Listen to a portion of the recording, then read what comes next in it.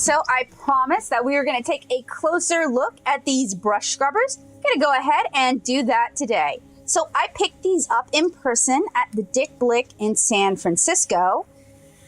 On the back it says Paint Puck, patent pending, a little suction cup on it.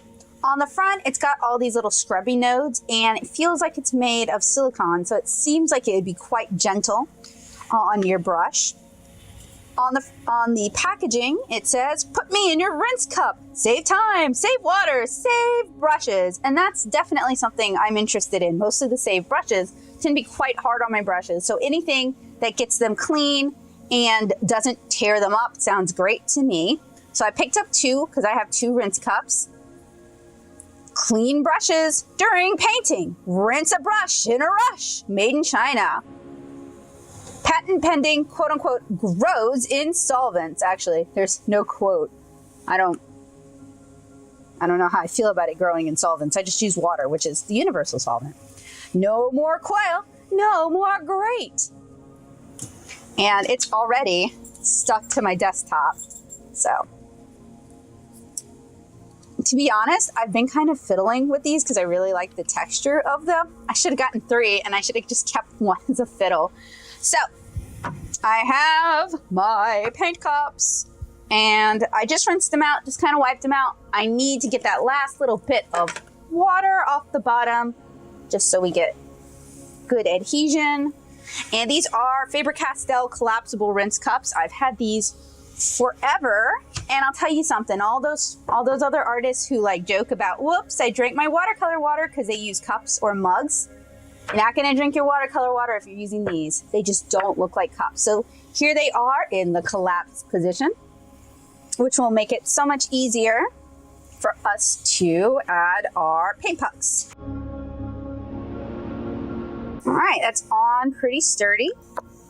Now we have uncollapsed it. This is one of those things where the proof is going to be in the pudding, but I can do a little demonstration. So for the purposes of demonstration and testing, I have filled both of my rinse cups with water. I have some watercolors that I mixed up last night while painting Carapages. I've got the two brushes I was using last night. I don't think they were ever properly cleaned. And I have some inexpensive Dick Blick Studio watercolor paper. Give me a moment, I'll get all of this arranged so you can see what I'm doing. All right, so the first thing I want to do is I just kind of want to demonstrate how dirty these brushes are. So I'm not scrubbing it on the scrubber yet, I'm just wetting it. And it might be a little hard to see, but there's definitely residual paint. It's kind of a gray blackish color. So definitely enough that if you were painting something light or kind of pure colored, you would notice. This brush here has even more in it. So let's start by scrubbing it gently against the scrubber in the bottom. Still a little bit muddy. Do the same for this. That one's a little bit better. And to be fair, I let the paint dry in them last night, so I didn't use any brush cleaner to clean my brushes. Let's do another test. We have here some brown watercolor. Okay, now we're just gonna swish it in the cup. Didn't scrub it against the scrubber. Still get a lot of brown in it. Do the same test again. Brown, and this time we're going to scrub it against the scrub puck in the bottom. And it came out a lot cleaner. Do that with the dark blue as well.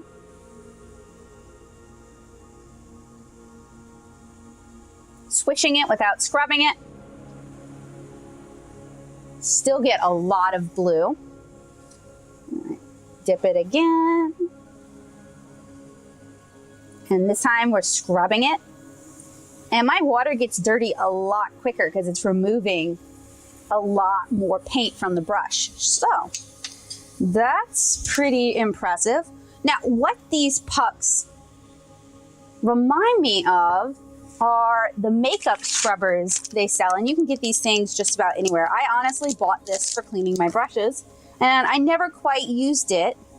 I guess because I was concerned that it might work for makeup brushes, which are kind of blunted, but for watercolor brushes that are supposed to hold a point, it might not work so well. But after checking out these pucks, I think it'll be just fine. So this thing, I got it on Amazon. I'll drop a link in the description below. I haven't used it, but I've used the free brush dry stand that it came with. Not super well made. I had to use clips to kind of pinion it into place. But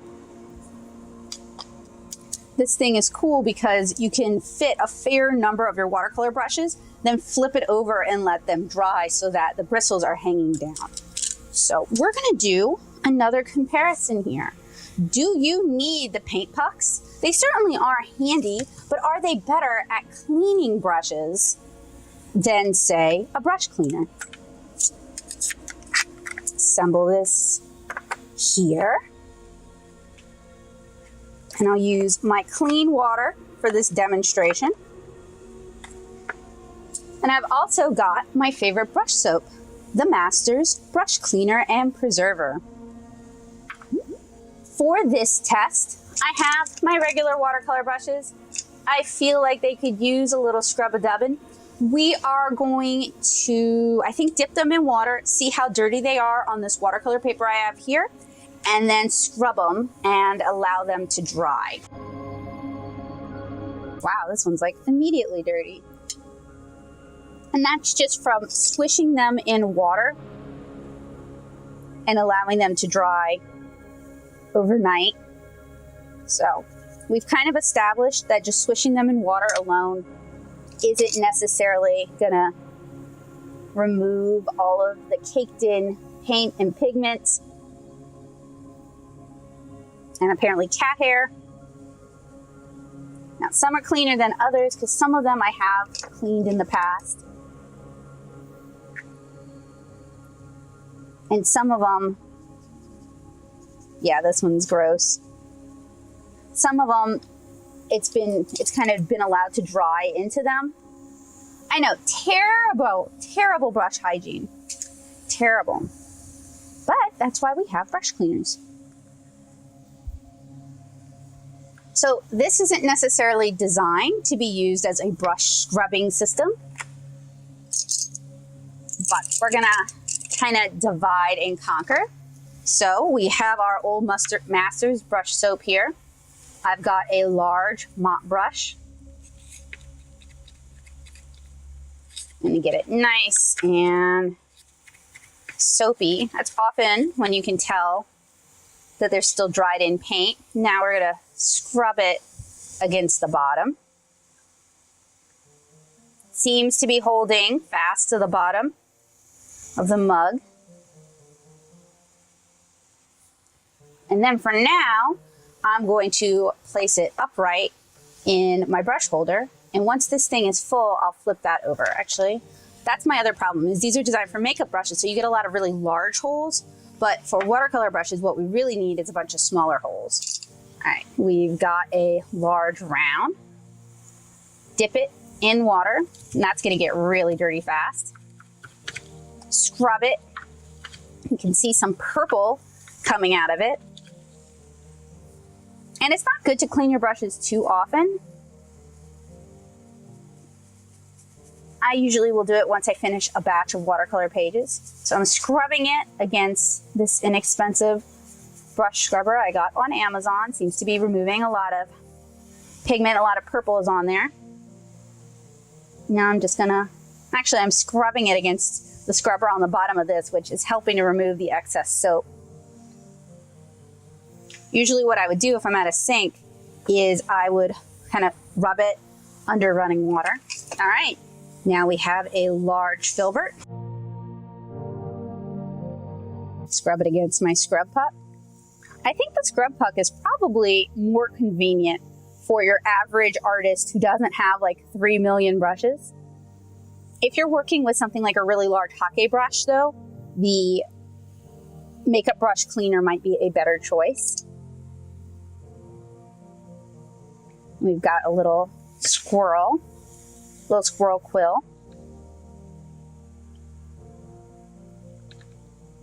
And we're gonna scrub it against our makeup brush cleaner.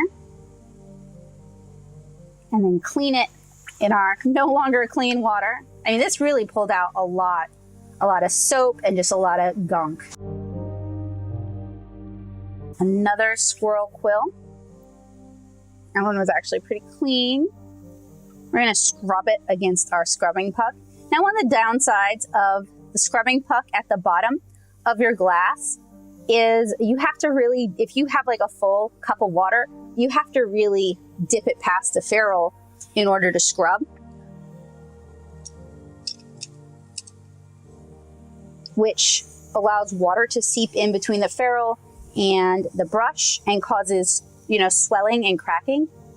And I do that anyway because I used to scrub it against the bottom of the cup, which is not a good habit to have, but I wasn't really interested in necessarily investing in a coil or in a grate. I thought those might ruin my watercolor brushes just as much. So with the scrubbing puck, I would say maybe fill your glass halfway, or, you know, to the point where your average ferrule in, so a couple of inches. And you guys, if I can find these online, I'm gonna drop a link in the description below. I'm gonna look for them. If not, I mean, I'm gonna drop a link for this product as well, because I think it does have an application, and the free brush holder it came with was great. It's been super useful.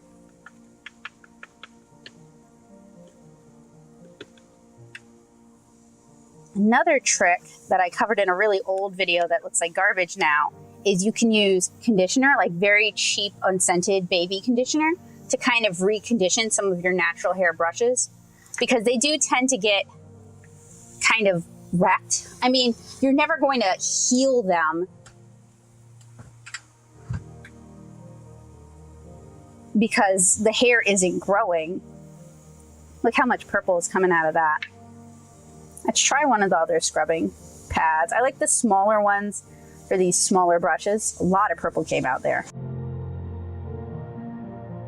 So if you paint a lot, the paint puck or even one of these little makeup scrubbing mats could really be a good investment, because I didn't realize, I wash my brushes not infrequently, and I didn't realize how dirty some of them still were.